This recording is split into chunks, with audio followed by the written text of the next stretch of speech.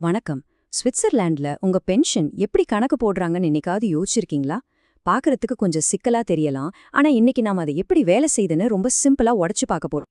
நம்ம எல்லாருக்குமே மனசுல வர்ற முதல் கேள்வி இதுதான். ரிட்டையர் ஆன பிறகு மாசா மாசம் என் கைக்கு எவ்ளோ பணம் வரும்? இந்த ஒரு கேள்விக்கு பதில் தேடுறது தான் நம்மளோட இன்னைக்கு நோக்கம். இதை இன்னும் சிம்பிளா புரிஞ்சுக்க வாங்க நாம ஜூலியா, மோனிகான்னு ரெண்டு இரட்டை சகோதரிகளோட கதைய பார்க்கலாம். ரெண்டு பேரும் ஒரே நாள்ல பிறந்தவங்க தான். ஆனா அவங்களோட வாழ்க்கை பாதைகள், செஞ்ச தேர்வுகள் எல்லாமே வேற வேற. அந்த வித்தியாசங்கள் அவங்க பென்ஷனை எப்படி மாத்துதுன்னு பார்க்கலாம் வாங்க. சரி, முதல்ல ஜூலியாவோட கதைக்குள்ள போலாம். அவங்களோட வாழ்க்கை நம்மள பலரோட வாழ்க்கைய போலவே ஒரு ஸ்டாண்டர்டான பாதையில போயிருக்கு. இது பென்ஷன் கணக்கீட்டோட அடிப்படைய புரிஞ்சுக்க நமக்கு ஒரு நல்ல ஸ்டார்டிங் பாயிண்டா இருக்கும். ஜூலியாவும் அவங்க கணவர் ரூடியும் அவங்களோட வேலை வாழ்க்கையில முழுசா ஒழிச்சிருக்காங்க. அதாவது தொடர்ந்து வேலை செஞ்சு சோஷியல் செக்யூரிட்டிக்கு அவங்களோட பங்களிப்பை கரெக்டா செஞ்சிருக்காங்க. இது பென்ஷனை பொறுத்த வரைக்கும் ரொம்ப ரொம்ப முக்கியமான விஷயம். ஏன்னா அவங்களோட பங்களிப்பு வருடங்கள்ல எந்த ஒரு கேப்பும், அதாவது இடைவெளியிலும் இல்ல. இங்கதான் ஸ்விஸ் சிஸ்டம்ல ஒரு இன்ட்ரெஸ்டிங்கான விஷயம் வருது. அவங்களுக்கு 2 குழந்தைங்க இருக்கறதால குழந்தை வளர்ப்பு வரவுகள்னு ஒரு போனஸ் அவங்களுக்கு கிடைக்குது. இது என்ன பண்ணுனா அவங்களோட ஃபைனல் பென்ஷன் தொகையை கொஞ்சம் அதிகப்படுத்த உதவும். கல்யாணமானவங்க கண்டிப்பா தெரிஞ்சுக்க வேண்டிய ஒரு ரூல் இது. அதுதான் பென்ஷன் உச்சவரம்பு. ஜெர்மன்ல இத பிளாஃபோனியாருங்னு சொல்லுவாங்க. சிம்பிளா சொல்லணும்னா ஒரு தம்பதியோட மொத்த பென்ஷனுக்கு ஒரு லிமிட் இருக்கு. அந்த ரூல் என்னன்னு பாத்தீங்கன்னா, ஒரு தம்பதியோட 2 தனித்தனி பென்ஷனையும் சேர்த்தா வர மொத்த தொகை ஒரு தனிநபருக்கு கிடைக்கக்கூடிய அதிகபட்ச பென்ஷன்ல 150% மேல போகவே கூடாது. பாருங்க, இந்த ஒரு ரூல் மொத்த கணக்கையுமே மாத்திடும். அப்ப என்ன ஆகும்? ஜூலியாவுக்கும் அவங்க கணவருக்கும் கிடைக்க வேண்டிய பென்ஷனை தனித்தனியா பார்த்தா அதை கூட்டும்போது அந்த 150% லிமிட்டை தாண்டிடுது. அதனால 2 பேரோட பென்ஷனையும் அந்த லிமிட்டுக்குள்ள வர்ற மாதிரி விகிதாச்சாரப்படி குறைச்சிடுவாங்க. ஓகே, ஜூலியாவோட கணக்குல இன்னும் ஒரு சின்ன விஷயம் சேருது. அவங்க ஒரு குறிப்பிட்ட இடைநிலை தலைமுறைய சேர்ந்தவங்க. அதனால அவங்களுக்கு வாழ்நாள் பூரா ஒரு சின்ன சப்ளிமெண்ட், அதாவது கூடுதல் தொகை கிடைக்கும். ஜூலியாவுக்கு இந்த கூடுதல் தொகை மாசம் 40 ஸ்விஸ் பிராங்க். ஆனா இது எல்லாருக்கும் ஒரே மாதிரி இருக்காது. ஒருத்தரோட வருமானம், அவங்க பிறந்த வருஷம் இதையெல்லாம் பொறுத்து இந்த தொகை மாசத்துக்கு 160 பிராங்க் வரைக்கும் கூட போகலாம். சரி, இப்போ ஜூலியாவோட கதை போதும். வாங்க அவங்களோட ட்வின் சிஸ்டர் மோனிகாவோட கதைக்கு போலாம். அவங்களோட கதை டோட்டலா வேற. வெளிநாட்டுல வேலை, கல்யாணம் பண்ணிக்காததுன்னு அவங்களோட வாழ்க்கை தேர்வுகள் பென்ஷன் கணக்குல சம்பந்தமே இல்லாம வேற ஒரு பக்கத்தை காட்டுது.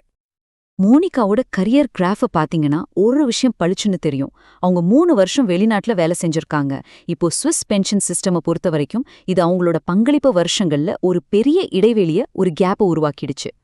இந்த பங்களிப்பு இடைவெளியோட விளைவு ரொம்ப நேரடியானது. அவரோட பென்ஷன் ஆட்டோமேட்டிக்கா குறைக்கப்படும். அதாவது ஜூலியா மாதிரி முழுசா பங்களிப்பு செஞ்ச ஒருத்தரை விட மோனிகாவுக்கு குறைவான பென்ஷன் தான் கிடைக்கும். இதுதான் ரூல். இப்போ நம்ம மனசுல ஒரு முக்கியமான கேள்வி வரும் இல்லையா? சரி, இந்த நிலைமைய சரி செய்ய மோனிகா என்னதான் பண்ண முடியும்?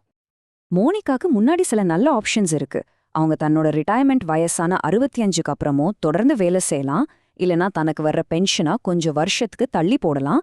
இல்லனா அந்த விட்ட வருஷங்கள, அதாவது அந்த பங்களிப்பு இடைவெளியை நிரப்ப முயற்சி செய்யலாம். பென்ஷனை தள்ளி வைக்கிறது மூலமா அவங்க வாழ்நாள் முழுக்கவே கொஞ்சம் அதிகமான தொகையை வாங்க முடியும். ஆனா இதுல ஒரு முக்கியமான கண்டிஷன் இருக்கு. அவங்க ரிட்டையர்மெண்ட் வயசை அடைஞ்ச 12 மாசத்துக்குள்ள இத ஏஹெச்வில ரெஜிஸ்டர் பண்ணிடணும். இந்த டைம்லைனை மிஸ் பண்ணிடக்கூடாது. அவங்க 65 வயசுக்கு மேலேயும் தொடர்ந்து வேலை செஞ்சு பங்களிப்பு செய்யும்போது அந்த பழைய 3 வருஷ கேப்பை நிரப்ப ஒரு சூப்பரான சான்ஸ் கிடைக்குது. இது அவங்களோட பென்ஷனை நல்லாவே உயர்த்தும். ஆனா இந்த இடைவெளியை நிரப்புறதுக்கும் ஒரு கண்டிஷன் இருக்கு.